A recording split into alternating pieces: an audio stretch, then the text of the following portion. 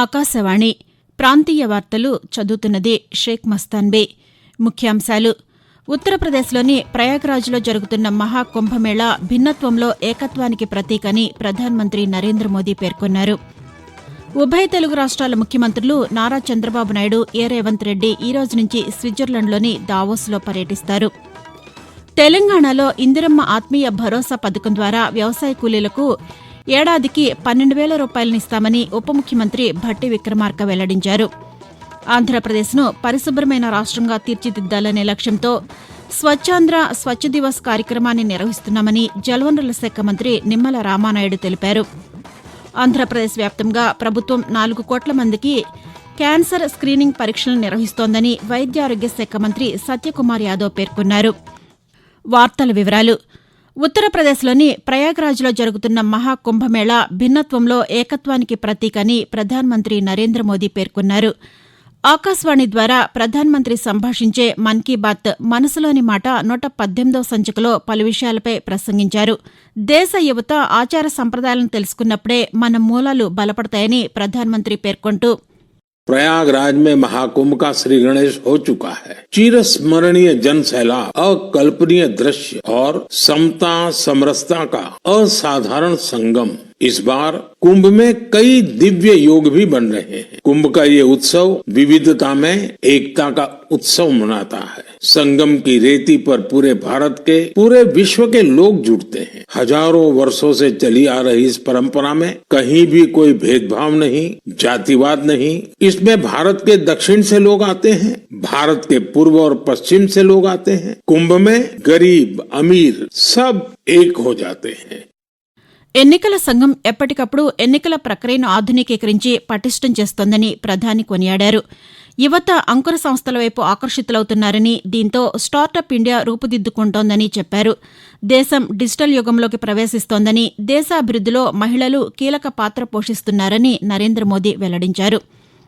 ప్రకృతి విపత్తుల నుంచి ఆదుకునేందుకు జాతీయ విపత్తు ప్రతిస్పందన దళాలు ఎన్డీఆర్ఎఫ్ ముందుంటాయని కేంద్ర హోంశాఖ మంత్రి అమిత్ షా తెలిపారు.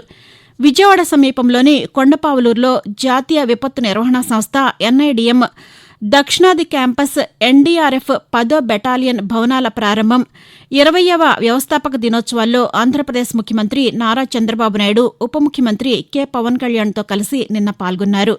తిరుపతిలోని regional forensic science laboratory RFSL ప్రాంగణంలో నూతనంగా నిర్మించిన 2 భవనాలను విజయవాడ నుంచి దృశ్య మాధ్యమ విధానంలో ప్రారంభించారు.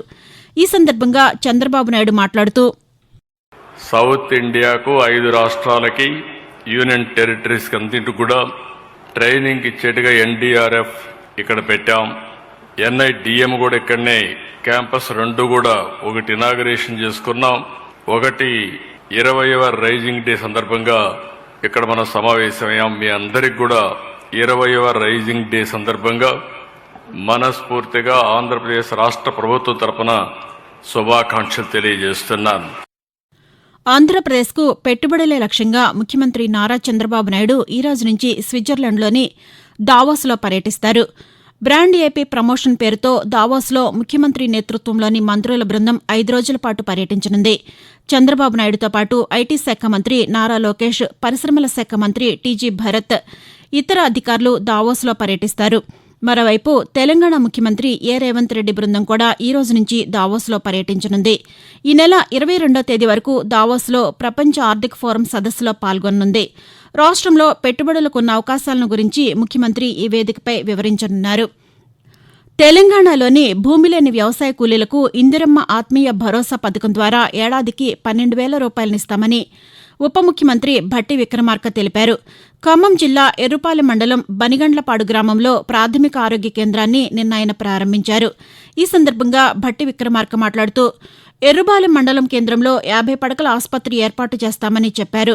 మండల పరిధిలోని చెరువులు, అడవుల సంరక్షణకు పర్యావరణ హిత పర్యాటకాన్ని అభివృద్ది చేస్తామని అన్నారు.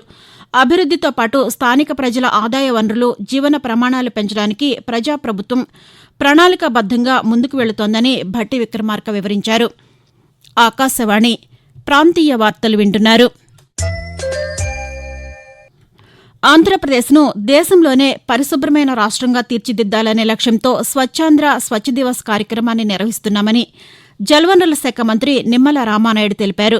పశ్చిమ గోదావరి జిల్లా యలమంచిలి మండలంలోని పలు గ్రామాల్లో అభివృద్ది పనులకు మంత్రి నిన్న శంకుస్థాపన చేశారు.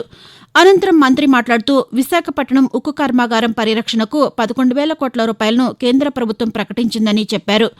ఎన్నికల్లో ఇచ్చిన హామీ మేరకు పింఛన్ల పెంపు, అన్నా క్యాంటీన్ల పునరుద్దరణ, 3 ఉచిత గ్యాస్ సిలిండర్లు వంటివి ప్రభుత్వం అమలు చేస్తోందని మంత్రి వివరించారు. ఆంధ్రప్రదేశ్ వ్యాప్తంగా ప్రభుత్వం 4 కోట్ల మందికి క్యాన్సర్ స్క్రీనింగ్ పరీక్షలు నిర్వహిస్తోందని వైద్య ఆరోగ్య శాఖ మంత్రి సత్యకుమార్ యాదవ్ తెలిపారు. విశాఖపట్నంలోని గుడిలోవా విజ్ఞాన విహార పాఠశాలలో నూతనంగా నిర్మించిన 50 పడకల డాక్టర్ హెగ్డేవార్ ఆరోగ్య కేంద్రాన్ని మంత్రి నిన్న ప్రారంభించారు. ఈ సందర్భంగా ఆయన మాట్లాడుతూ ఆహార అలవాట్లు, జీవనశైలిలో వస్తున్న మార్పులు క్యాన్సర్కు ప్రధాన కారణంగా మారుతున్నాయని చెప్పారు. స్క్రీనింగ్ పరీక్షలతో పాటు 6 నెలల నుంచి 5 సంవత్సరాల్లోపు పిల్లలకు 44 రకాల వ్యాధులను గుర్తించే కార్యక్రమాన్ని కూడా చేపట్టామని తెలిపారు. నాణ్యమైన విద్య, మెరుగైన వైద్య సేవలే లక్ష్యంగా గుడిలోవా విజ్ఞాన విహార్ 4 దశాబ్దాలకు పైబడి సేవలందిస్తోందని మంత్రి వివరించారు. తెలంగాణలో కొత్తగా అర్హులైన వారికి రేషన్ కార్డులు మంజూరు చేసి సన్నబియ్యం పంపిణీ చేస్తామని పౌర సరఫరాల శాఖ మంత్రి ఎన్ ఉత్తమకుమార్ రెడ్డి తెలిపారు. సూర్యాపేట జిల్లా పాలకవీడు మండలం జాన్పహాడ్ దర్గాను మంత్రి నిన్న సందర్శించారు. అనంతరం ఆయన పాతికేయులతో మాట్లాడుతూ రేషన్ కార్డుకు అర్హత ఉండి పొందలేని వారు మళ్లీ గ్రామ సభల్లో దరఖాస్తు చేసుకోవాలని సూచించారు. ప్రతి ఒక్కరికి రేషన్ కార్డులు అందజేసే వరకు ఈ ప్రక్రియ కొనసాగుతుందని మంత్రి తెలుపుతూ కులగణన ద్వారా ప్రజాపాలనలో వచ్చిన అప్లికేషన్స్, ప్రజాపాలనలో వచ్చిన అప్లికేషన్స్, ఈ సేవలు వచ్చిన అప్లికేషన్స్ అందరికీ అందరిలో అన్ని లిస్టులలో అర్హత ఉన్న వాళ్ళకి మేము రేషన్ కార్డు ఇవ్వబోతున్నాము. పాత రేషన్ కార్డులో అదనంగా కుటుంబ సభ్యులు చేర్చబోతున్నాము. గణతంత్ర దినోత్సవాన్ని పురస్కరించుకుని ఢిల్లీలోని ఎర్రకోట వద్ద ఈ నెల 23వ తేదీ నుంచి 31వ తేదీ వరకు కేంద్ర పర్యాటక మంత్రిత్వ శాఖ ఆధ్వర్యంలో భారత పర్వ్ కార్యక్రమాన్ని నిర్వహిస్తున్నారు. ఈ కార్యక్రమంలో 26 కేంద్ర ప్రభుత్వ శాఖలు, విభాగాలు పాల్గొంటున్నాయి. ఇందులో భాగంగా మిషన్ లైఫ్, ఒక్క జిల్లా ఒక ఉత్పత్తి, దేకో అప్నా దేశ్, వోకల్ ఫర్ లోకల్ వంటి పలు కేంద్ర ప్రభుత్వ సంక్షేమ పథకాలకు సంబంధించి ప్రదర్శనలను ఏర్పాటు చేశారు. అలాగే వివిధ రాష్ట్రాలు, కేంద్రపాలిత ప్రాంతాలకు సంబంధించిన సాంస్కృతిక వైవిధ్యాన్ని ప్రదర్శించే చేనేత హస్తకళలు, వంటలు తదితర అంశాలపై స్టాళ్లను ఏర్పాటు చేశారు. తెలంగాణ వ్యాప్తంగా ఈ నెల 26వ తేదీ నుంచి సంక్షేమ పథకాల పండుగ జరుగుతోందని రవాణా శాఖ మంత్రి పొన్నం ప్రభాకర్ తెలిపారు. సిద్దిపేట జిల్లా అక్కన్నపేట మండలంలోని పలు గ్రామాల్లో అభివృద్ది పనులకు మంత్రి నిన్న శంకుస్థాపన చేశారు. ఈ సందర్భంగా ఆయన మాట్లాడుతూ అర్హులైన ప్రతి ఒక్కరికి రైతు భరోసా, ఇందిరమ్మ ఆత్మీయ భరోసా, ఇందిరమ్మ ఇళ్ల మంజూరు ప్రక్రియకు ప్రభుత్వం శ్రీకారం చుట్టిందని అన్నారు.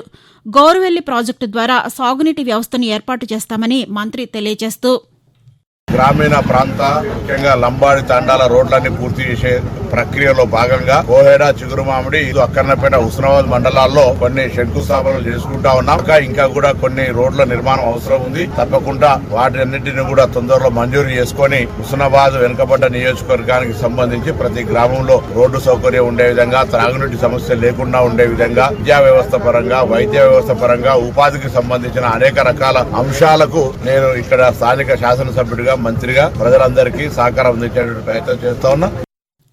ప్రాంతీయ వార్తలు ముగించే ముందు ముఖ్యాంశాలు మరొకసారి.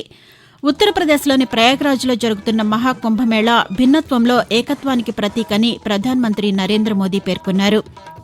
ఉభయ తెలుగు రాష్ట్రాల ముఖ్యమంత్రులు నారా చంద్రబాబు నాయుడు, ఏ రేవంత్ రెడ్డి ఈ రోజు నుంచి స్విట్జర్లాండ్లోని దావోస్లో పర్యటిస్తారు. తెలంగాణలో ఇందిరమ్మ ఆత్మీయ భరోసా పథకం ద్వారా వ్యవసాయ కూలీలకు ఏడాదికి 12,000 రూపాయలు ఇస్తామని ఉప ముఖ్యమంత్రి భట్టి విక్రమార్క వెల్లడించారు. ఆంధ్రప్రదేశ్ను పరిశుభ్రమైన రాష్ట్రంగా తీర్చిదిద్దాలనే లక్ష్యంతో స్వచ్ఛాంధ్ర స్వచ్ఛ దివస్ కార్యక్రమాన్ని నిర్వహిస్తున్నామని జలవనరుల శాఖ మంత్రి నిమ్మల రామానాయుడు తెలిపారు. ఆంధ్రప్రదేశ్ వ్యాప్తంగా ప్రభుత్వం 4 కోట్ల మందికి క్యాన్సర్ స్క్రీనింగ్ పరీక్షలను నిర్వహిస్తోందని వైద్య ఆరోగ్య శాఖ మంత్రి సత్యకుమార్ యాదవ్ పేర్కొన్నారు. ఆకాశవాణి ప్రాంతీయ వార్తలు ఇంతటితో సమాప్తం. తిరిగి మధ్యాహ్నం 1:20 ప్రాంతీయ వార్తలు వింటారు.